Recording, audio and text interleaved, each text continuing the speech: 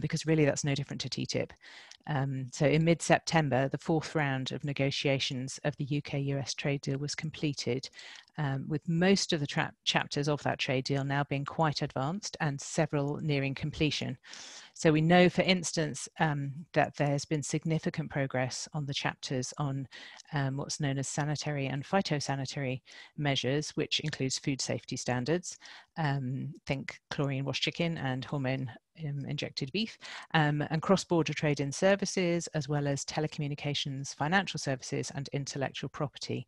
That's just a selection of the many areas that a trade deal, that this trade deal, like others, will cover. So we know that there's a lot at stake here, but we also know that there is huge public concern. And from our experience with TTIP, we also know that if we get enough public support, we can make this deal politically toxic in the same way that we did with TTIP, and that hopefully we can beat it. So on to tonight's talks. And as I'm sure you'll have noticed, the media coverage of the US trade deal has largely focused on chlorine wash chicken and the threats to the NHS. And as important as those are, for tonight's event, we decided to focus on some of the lesser known areas that could be impacted by this trade deal, but no less important, but less known about. So we really hope you're going to find this evening's webinar informative and useful. And even for those of you who've been working on this campaign for a while, we're pretty sure that you'll learn something new. So I hope you do. And I also wanted to mention that we're this time next week, we're running a more practical follow-up event to get people together from Scotland to look at things that we can do here in Scotland to stop the UK-US trade deal. And so that's more of a kind of, that'll be more of a participatory event, a meeting, and more about kind of ideas and planning. And in particular, because there's a day of action on the US trade deal coming up on October the 24th, which is right around the time that the next round of negotiations is due to start. So we're hoping to use at least some of the time in next week's Zoom meeting to plan for that. So please do come along to that if you can. And we'll share the link in the chat. Perhaps Jane or Blake could put that in the chat, please. We're also using tonight's event to launch a new campaign tool that's been put together by the Trade Justice Scotland Coalition, which we're a member of. And I know there's some other members of the coalition, some of the local activists who are involved in that, who are here tonight as well.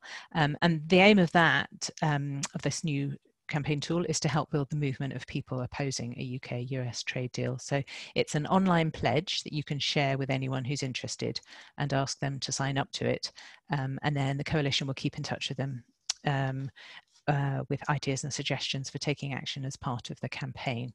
So you can find that on the Trade Justice Scotland Coalition website, which we can also give you a link to.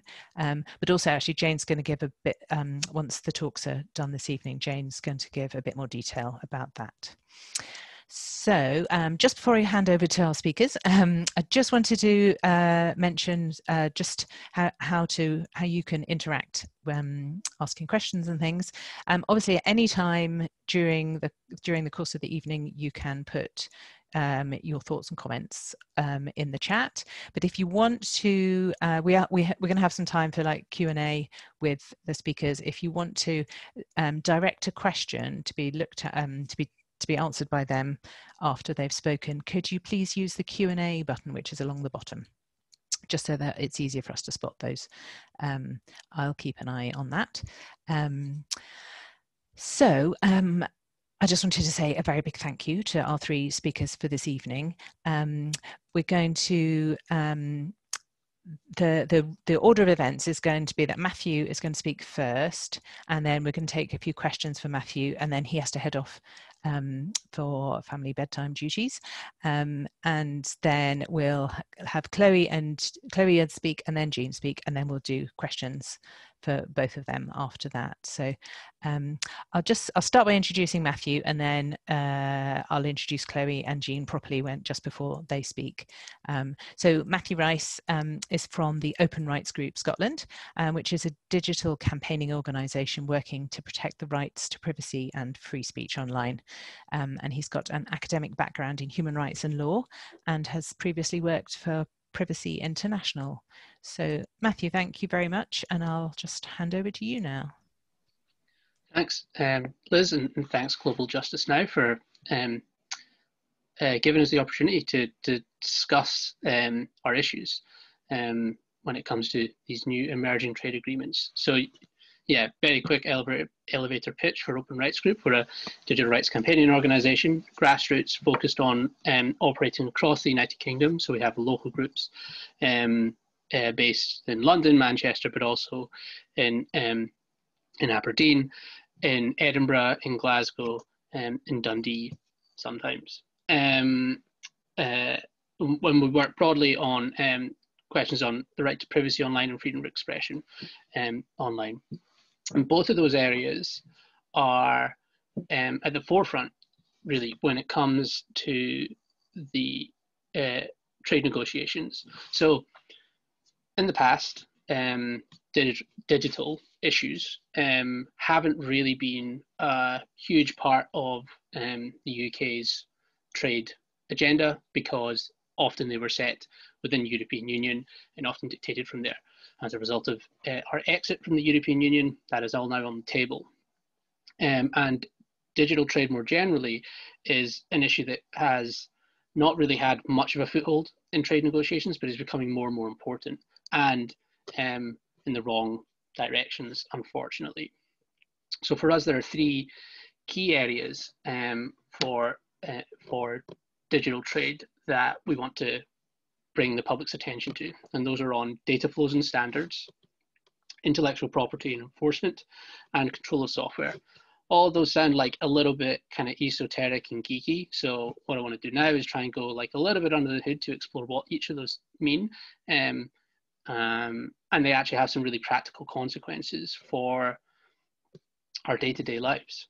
So on data flows and standards, what we're facing is basically a kind of clash of two ideas of how our privacy should be protected, and how and what the kind of forces around data privacy should prevail.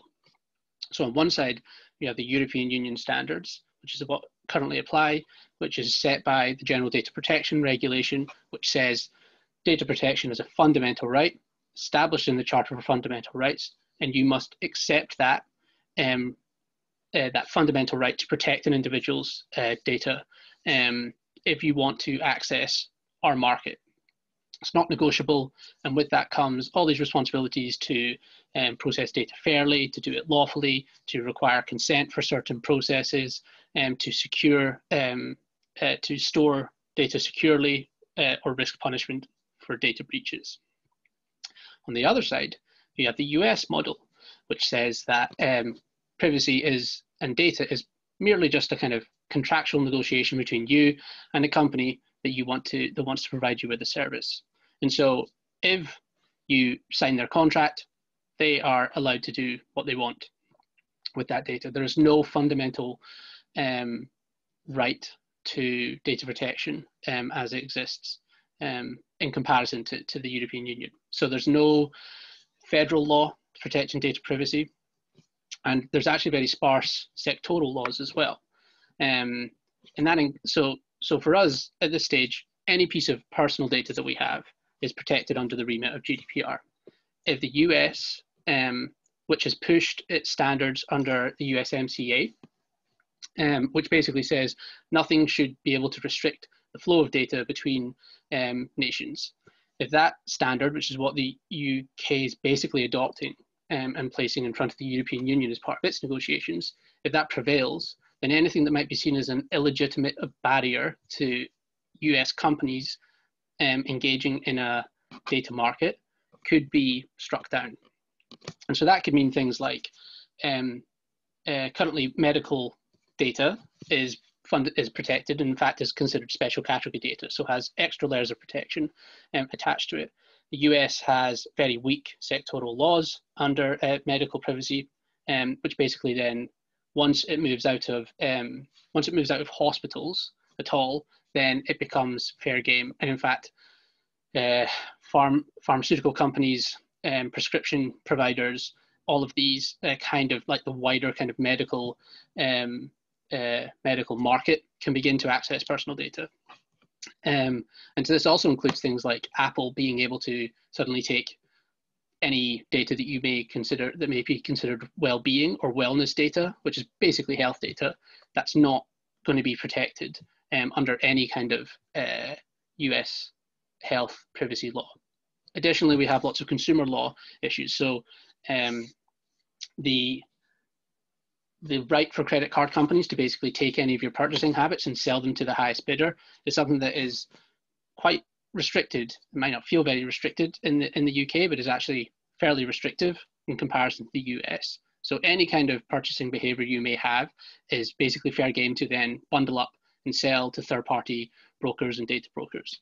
And part of the reason that we have something like the Cambridge Analytica scandal and the kind of question about the holding of profiles of every US citizen is stemming from this facet that there is no standard protection for data privacy in the US, and then everything flows from that.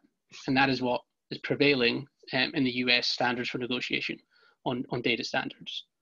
So on the second point, on intellectual property and enforcement, this is often normally around things like copyright, but is also increasingly becoming attached to the right for producers of electronic devices to restrict your right to prolong it, or also known as the kind of right to repair agenda. So this has like environmental consequences as much as it has the right consequences for a person's autonomy in deciding whether or not to like keep their device running.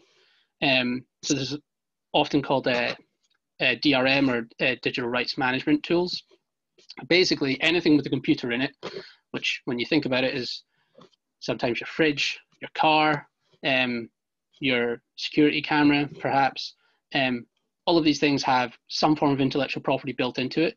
Anything that you do that might try to prolong it or push it beyond what the manufacturer wants it to do would be considered a breach of intellectual property standards that the US are trying to place in that trade deal. So the whole right to repair agenda is kind of famously pushed around the inability for Canadian farmers to repair their John Deere tractors without having to go to a John Deere dealer and pay an exorbitant amount of money to get that to continue using their farming equipment.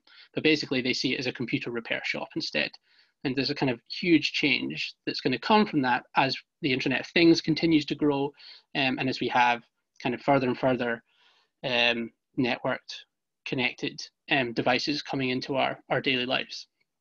So that's a huge agenda that I think has huge cross-cutting opportunities around environmental questions as well, because of course, particularly for smartphones and things like that, the level of precious metals that are placed in these devices that are often used coming from global south countries and relying on exploitative labor practices begins to be able to be used in that kind of framework as well. And on the final area is on the control of software. Now this piece sits around kind of the emerging areas of algorithms and source code in our daily lives. So what the US pushes for is restrictions on the disclosure of source code and any underlying information around algorithms. The same kind of standard has just been entered into by the United Kingdom in the Japan-UK trade deal, which was kind of recently agreed, although we haven't seen the full text of that. The scope of that restriction is still not actually known, because this is the first time we've seen it in kind of firmly in language. But the implications could be profound, particularly when we begin to think about something like the A-level or exam algorithm fiascos.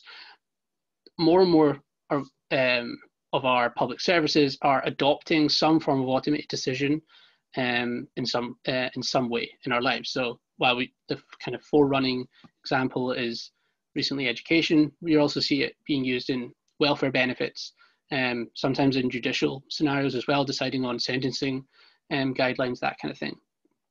These questions about what decision is being taken by this algorithm, this ability to kind of scrutinize and require information to be provided by the maker of the algorithm, is exactly what's being struck at by restricting algorithmic transparency or disclosure of information about the underlying decision making in there. And so if you extrapolate these if we extrapolate these issues, you could see that we're suddenly having less transparency about some of the key areas in our lives, just at a time when the adoption of these, which is disputed in and of itself, but at least we should have the ability to debate these full-throated, and if they are adopted, to audit them, to challenge them, to require them to disclose perhaps some of their underlying biases to some kind of independent third party or something like that. All of that gets pulled off the table by US trade deal standards. So in each of these areas, data flows and standards, intellectual property and enforcement, and the control of software, you can see these kind of core parts of our lives could potentially change in really quite dramatic ways, often shrinking our ability to hold state or private companies to account, reducing our freedom or our ability to kind of protect our data and have our data rights upheld, and ultimately making everybody's life a little bit worse than it really should be. And so we're now trying to enter and assist the wider trade movements in raising these issues and kind of beginning to sit them alongside a lot of the debates that you've already started in earnest, that you've already won when it comes to TTIP. We think that this could be the next 5, 10, potentially 20 years of discussions in many ways, and it's going to be a big tug of war. And so the more that we can begin to understand it between ourselves and improve dialogue between our different organizations and groups, the stronger we can be in the long run. So yeah, we're just starting out on this, but we're really keen to provide and lend our voices and the weird geekery that we have in our backgrounds to your work. And also just delighted to take questions now. Thank you very much. Thank you very much, Matthew. That was really interesting. Chloe is going to speak next. Chloe Alexander is a trade campaigner at CHEM Trust, and Chloe's background is in UK policy making and advocacy. So you're in London, aren't you, Chloe? And Chloe's worked as a senior parliamentary researcher in Westminster, particularly working on environmental issues for over 10 years, including fairly recently on Brexit, and in particular the first withdrawal and agricultural bills. And Chloe's, as you know, this evening, Chloe's going to talk about the how a US-UK trade deal threatens to weaken our chemical protection standards. So hopefully you can all see Chloe's slides. All right. I'll hand over to you now then, Chloe, or you vanished.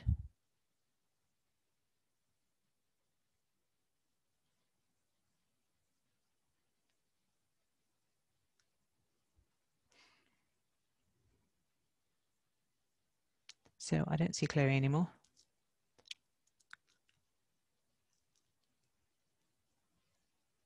I'm just going to give her Jean, have you got an idea? No, I'll just give her a moment more to reappear. Okay, normally we have the problem of seeing the slides. Yes. This time the slides are working and we lost the person. But the speaker's gone. Yeah, stop it again. And then. Chloe, are you there? We hear you now, but we can't see you. Hi, sorry, I'm just having issue. Oh.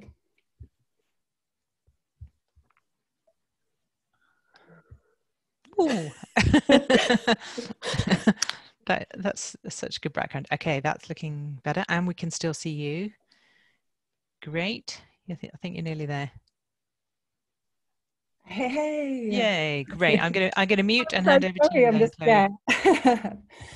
Hi everybody. I'm just going to put myself to the beginning.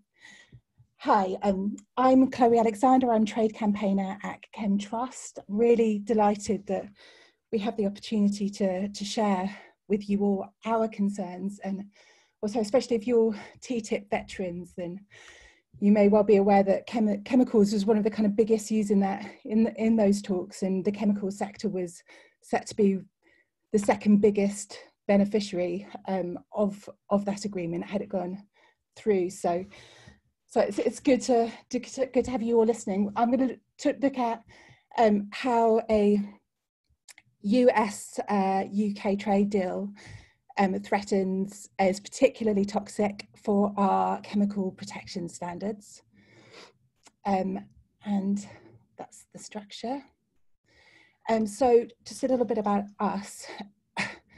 CHEM Trust is a charity which mainly focuses at EU level. Our overarching aim is to prevent man-made chemicals from causing long-term damage to humans or wildlife. To give you an example, harmful chemicals are endocrine or hormone disrupting chemicals, which include certain pesticides, as well as some industrial chemicals used in consumer products. So, for example, flame retardants in soft furnishings and electrical products, and plastics in the lining of food cans, PVC floorings, and many cosmetics. We especially see their effects in wildlife. For example, killer whales living in UK waters are so highly contaminated with PCBs, which are very persistent, toxic, hormone disrupting chemicals, that no calf has been born for over 25 years. Chemical pollution is also a very significant driver of our biodiversity crisis. Hold on.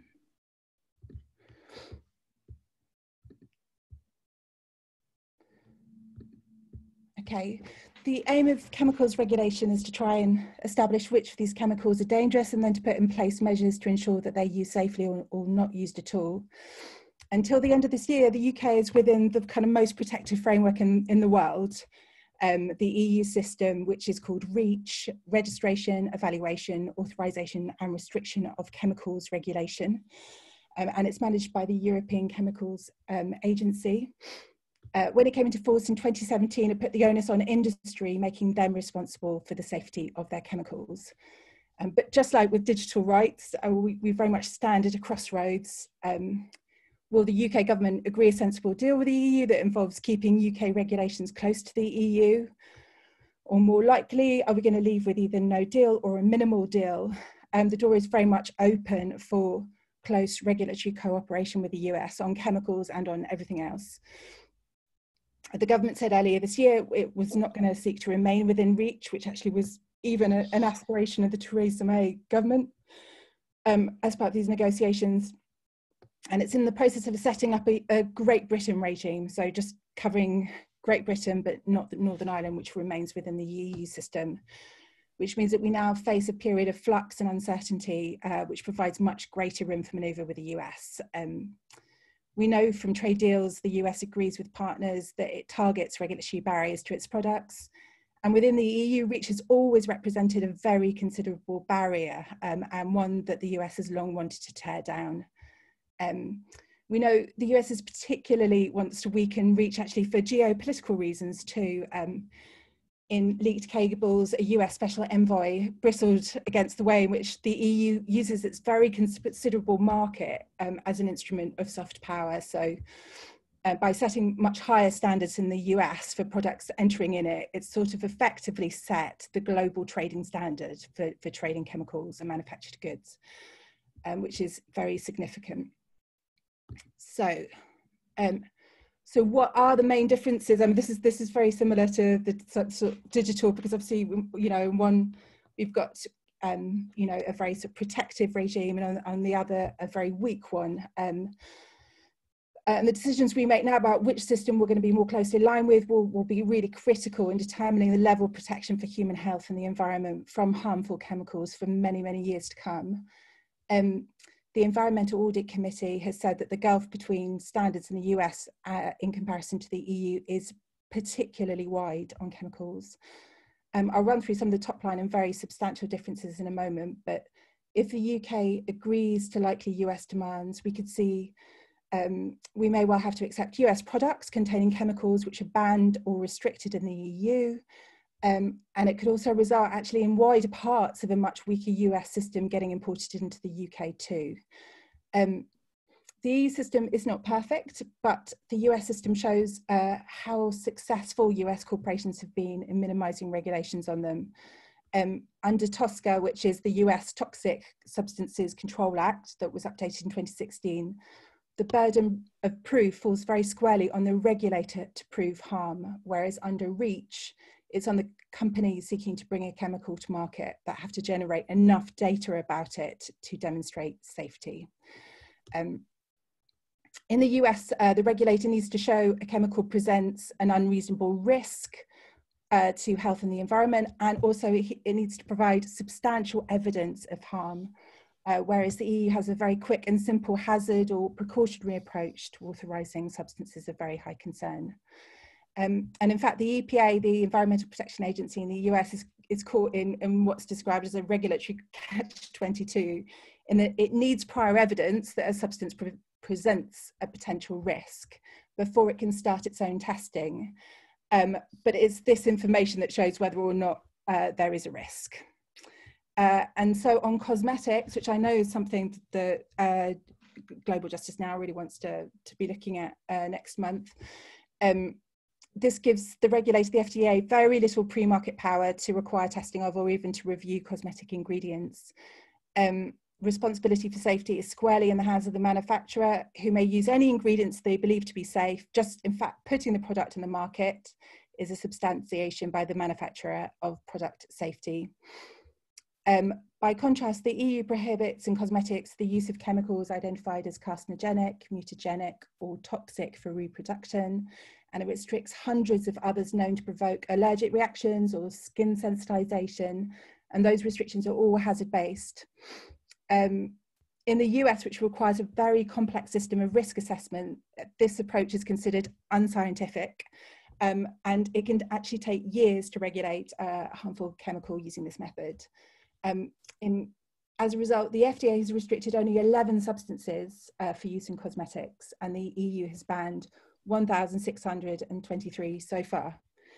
A good example, a good sort of grotesque example, was when the FDA found asbestos in cosmetics sold by Claire's Accessories. The agency could only warn consumers not to buy them, and so too when asbestos was found in Claire's again, as well as other manufacturers, including Johnson & Johnson, they were only voluntarily withdrawn. One of the very sort of notorious examples of US under-regulation, or more accurately, sort of no regulation, is what's called the GRAS list. This is a list of food additives designated by the Food and Drug Administration as generally regarded as safe. And although it was initially set up to deal with chemical additives already on the market, so things like salt or vinegar, new substances can be added if the manufacturer informs the FDA that a panel of experts it chooses considers a substance safe. And in fact, worse still, a second increasingly common approach allows the producer to make the GRAS determination completely on its own. One study estimated that there are over 1,000 secret GRAS determinations. And this designation of GRAS is pretty ludicrous. You know, we would say that a chemical cannot be considered safe if its identity, its composition, its safety determination are not publicly disclosed. And if the FDA does not know the identity of them and they don't have any documentation showing they are safe to use in food, it simply cannot do its job. So one example is the endocrine disrupting preservative propylparaben, which is prohibited in the EU for food use and heavily restricted for use in cosmetics, but it sits on the GRAS list. So here are some examples of chemicals that are banned or restricted in the EU but sold in the US. We've got azodicarbonamide, which sits on the GRAS list and is used as a bleaching agent in flowers. And and to help bread dough rise, although actually it's more commonly used as a blowing agent in the manufacture of foamed plastics. In occupational settings, it's been found to be a potent respiratory sensitizer and can lead to lung damage and asthma. But in the EU, it's not only banned in food, but also even the manufacture of plastic food contact materials. Other examples are in cosmetics, are phthalates. These are very powerful endocrine disruptors. In human studies, there's substantial evidence of links to male reproductive disorders and to breast cancer. The EU bans the use of at least 10 phthalates. By contrast, the FDA does not limit the use of them at all. In fact, in the States, consumers don't even have the ability to choose products without phthalates because it's used as a solvent in fragrances, and labelling of fragrance ingredients isn't something which is required. So CHEM Trust has got a report due out next month to coincide, we hope, with the next round of US-UK talks, when you've got lots of activities planned around that. And we've analysed US objectives on chemicals in these negotiations and the sorts of clauses it seeks to get into its trade deals, particularly looking at USMCA, the United States, Mexico, Canada trade agreement, which the UK trade negotiator has said is a decent starting place for our deal. What's very clear is the US seeks mechanisms to enable regulatory cooperation, and where US standards are lower than those of its trading partners, this has involved aligning standards on the basis of the US norm. So some of the things the US pushes for, this is just a whet your appetite for the report. I'm just going to focus on two of these. Given how food additives is one of the more sort of shocking examples of a loophole in the US system, it's concerning that a separate annex in USMCA is devoted to keeping information about food additives completely off limits from regulators and from labelling on food. The food industry-backed text has also, in fact, made its way into an annex of the Comprehensive and Progressive Agreement for the Trans-Pacific Partnership, CPTPP, which the UK government is very keen to join.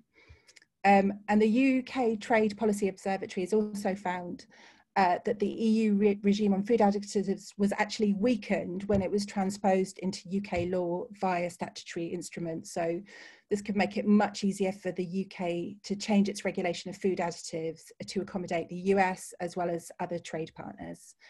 It also includes provisions to require partners to adopt the US market first, regulate later approach to cosmetics, and harmonising the UK's pre-market testing along those US demonstrable risk lines could actually significantly undermine the EU's limits on the limits that we will have been transposed from the EU on carcinogens, mutagens, reproductive toxins, and allergens and skin sensitizers.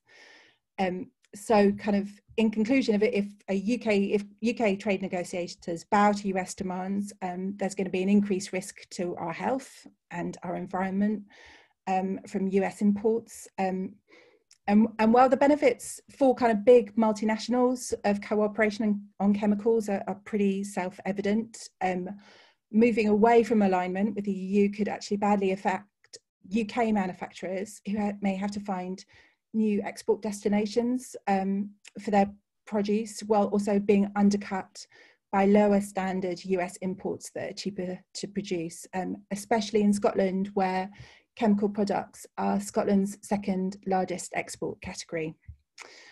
The UK's objectives on chemicals are very vague. I mean, they've hardly said anything on this at all, and is not really set out how it's going to respond to these likely US demands, or if it has any red lines at all, or any defensive interests or concessions it might ask from the US in exchange. And this minor aim should also be added to our list of a list of our demands to the UK government, which is listed here, we're calling on the government to remain aligned to REACH. It doesn't have to happen in these negotiations. It can happen at any point, and that would be a good basis on which to seek to participate again in the best regime in the world. No mutual recognition for chemicals and no regulatory cooperation on chemicals unless based on the higher EU standard, and obviously full parliamentary and public oversight. And we would also ask to enshrine the right to know of consumers about harmful chemicals they're using in everyday products too. And I've put my email address and our website there, and hopefully if anyone's interested, you can have a copy of the presentation. Thank you. Thank you very much, Chloe. That was interesting and alarming in equal measure there.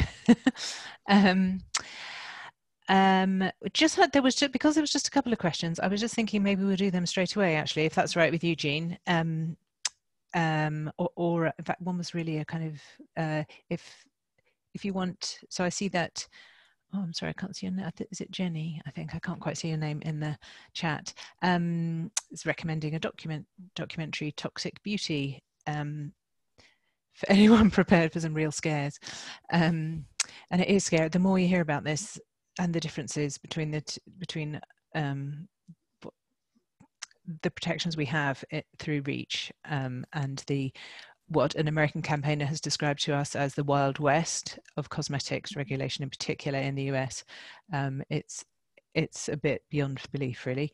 But there's just a question from Elspeth about which is not directly on topic, but let's go for it anyway. About contraceptive pills contaminating water supply. So if you wouldn't mind being very brief, Chloe, on that, and then we'll. Yeah, I mean, this is not something I know enough about, but a lot of our work deals with the disposal of chemicals, and one way in which they do leach into the environment is from waste going into water and into soil and so on.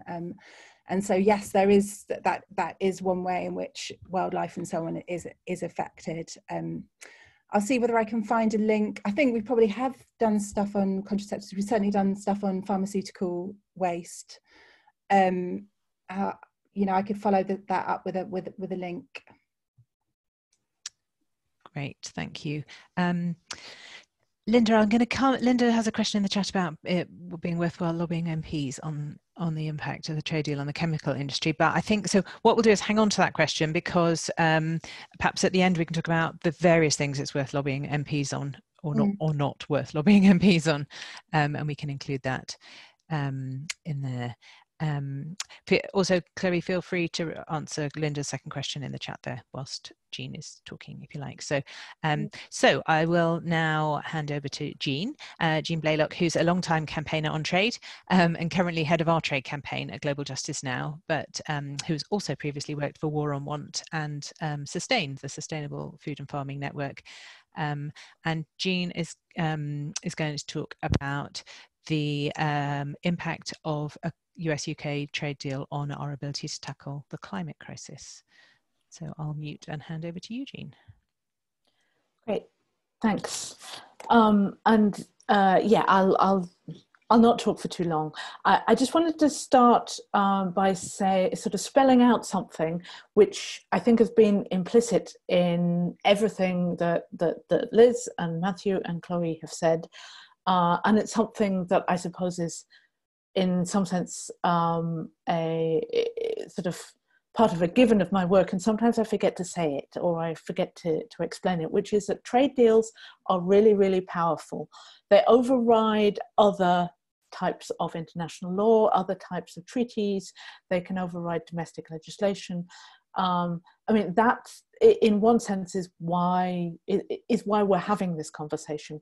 I mean, apart from something that's to do with military or security matters, then a trade deal will probably override everything else. We have chosen to give them power and teeth. They have real enforcement mechanisms, whereas, for instance, on the issue that I'm talking about, climate, the climate treaty does not. If you do not meet the aims and objectives of the Paris Climate Agreement, well, nothing really happened.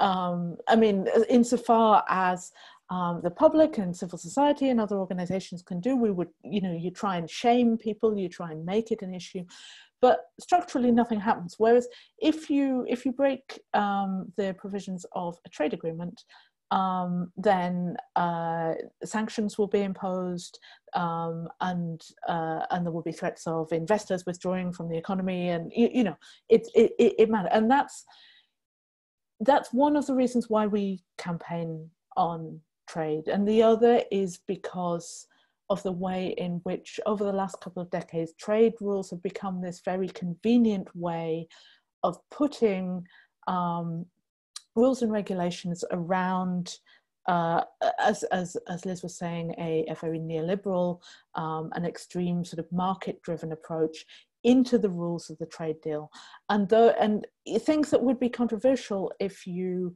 try to introduce them maybe directly into domestic law, but if you just slide them into negotiations when nobody's really paying attention, it just seems like something technical that's happening a long way away, and it's full of jargon and it's full of acronyms, and you don't quite see how it affects you.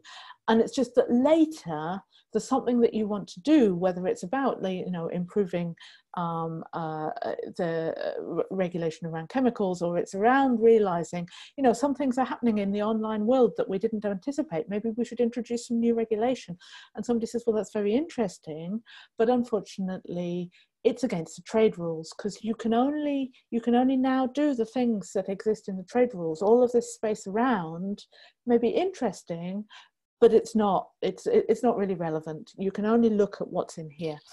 And that then becomes very relevant for the way in which trade deals can impact on the climate crisis and the need to take action around the climate crisis.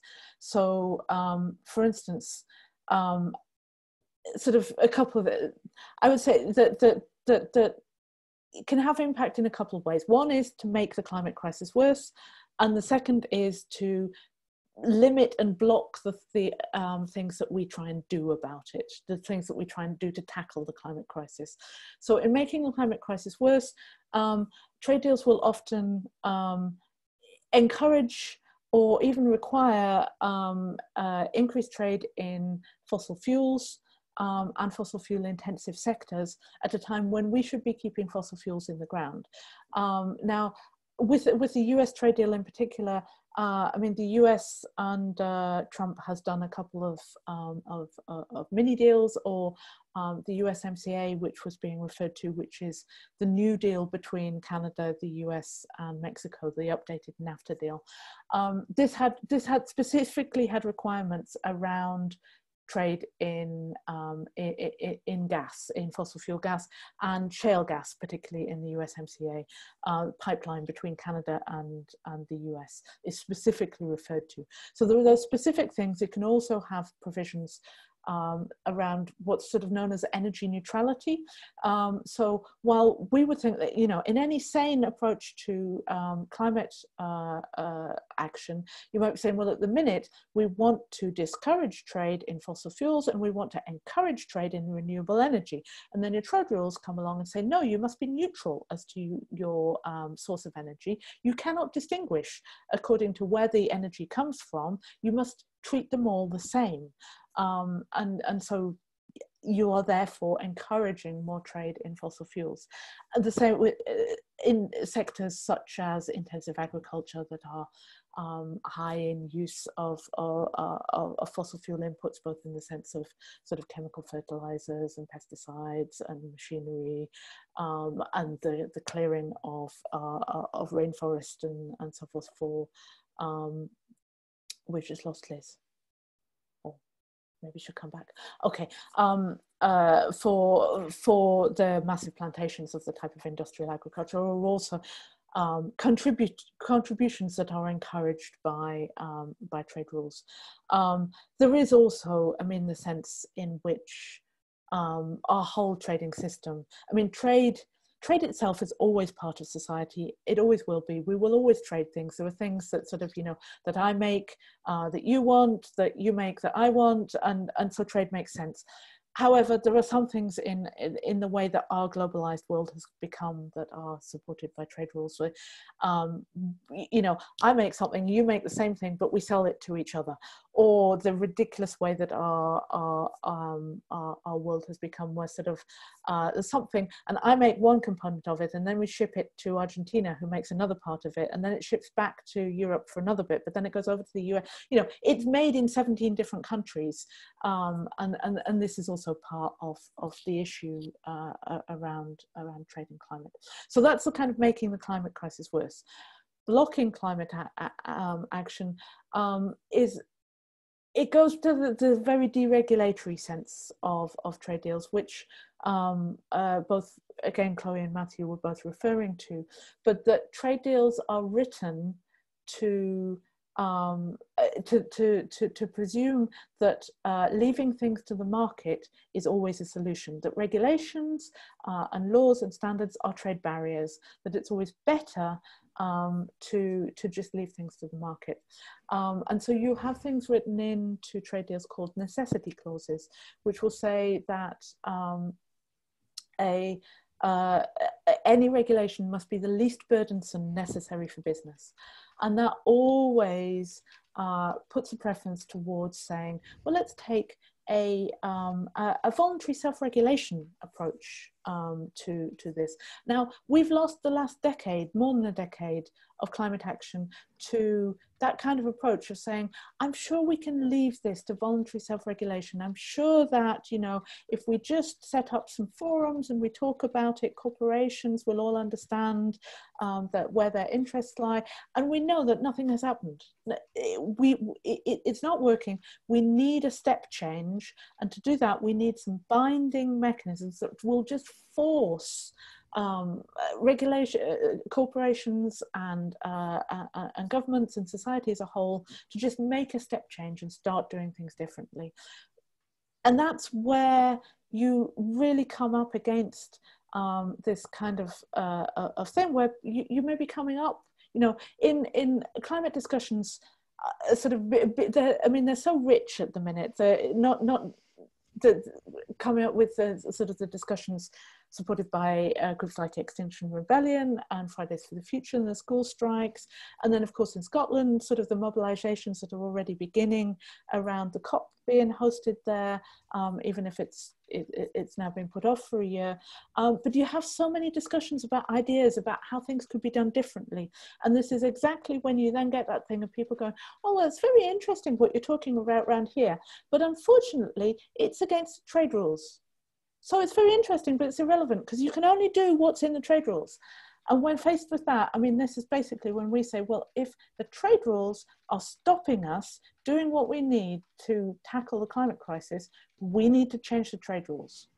It's not the other way around. We don't change what we need to do for the climate crisis just to comply with the corporate-driven trade agenda. We need to change the trade rules. And that's why you're going back to, we can't leave these things to be set in these negotiations with nobody paying attention. We need to pay attention, and we need to change them at the moment when they are being set in negotiations like the negotiations for the US trade deal. And we need to well, I mean, in the short term, something like the US trade deal is being done by the political context in which it is happening, and the administrations under which it is happening. I mean, it's just such a high-risk, toxic trade deal. We just need to stop it.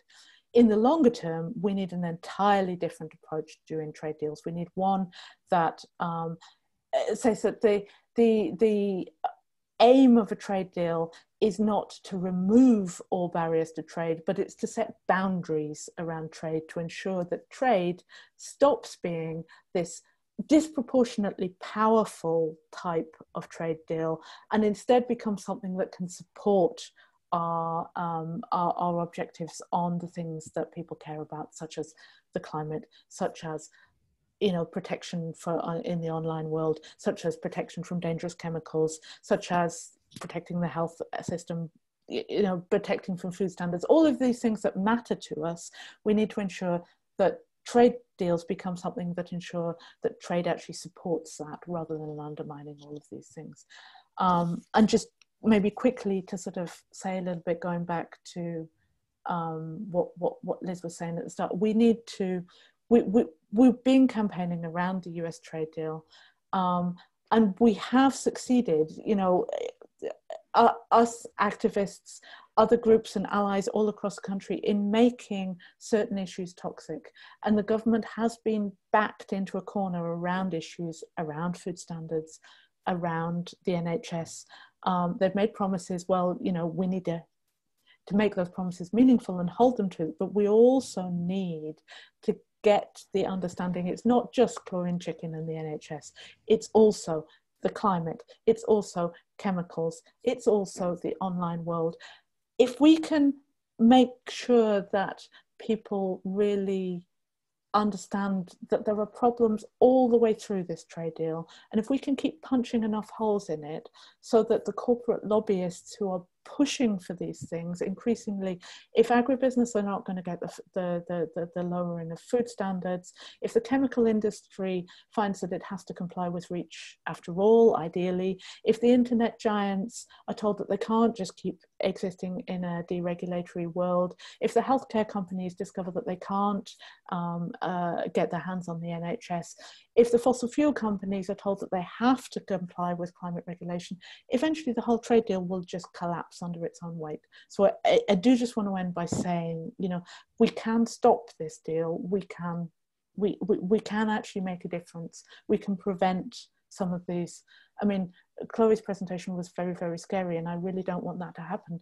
And I believe that we can stop it from happening. Anyway, I'll stop there.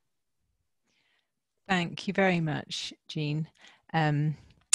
I'm sorry my internet connection cut out halfway through your talk, so I vanished for a few minutes whilst I tried to work out what was happening. So I missed a bit in the middle, but I hope people found that really, I'm sure people found that really interesting and useful. And I hope particularly with the bit at the end, for those of us that have been campaigning on this for a long time, particularly the bit at the end of what Jean was saying there, which is sort of basically our theory of change, which is about the sort of punching holes and making the different elements of this trade deal toxic, that's the thing really important for us to focus on, and that in turn the politicians will pick up on.